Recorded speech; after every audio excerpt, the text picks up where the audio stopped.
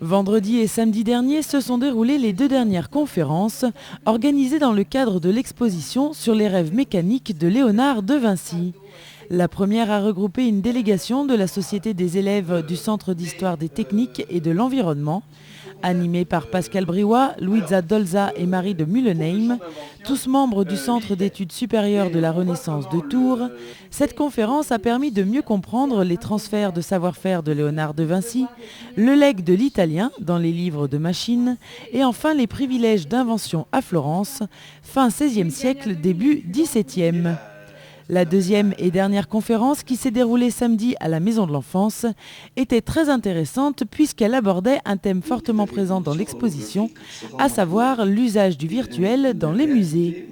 Animé par Pascal Briouat et Alexander Neval, ingénieur italien spécialiste en animation 3D, les spectateurs ont pu découvrir des vidéos jamais montrées en France et avoir une approche analytique leur permettant d'obtenir les éléments techniques et historiques, ainsi que le vocabulaire nécessaire à la compréhension des machines les plus complexes. Les vidéos portaient sur les métiers à tisser et l'industrie textile, comme la machine à filer à 4 rouets dotée d'un système d'interruption automatique du travail lorsque le fil casse. Pendant plus de 2 heures, le public a donc découvert l'univers du virtuel ainsi que sa complexité.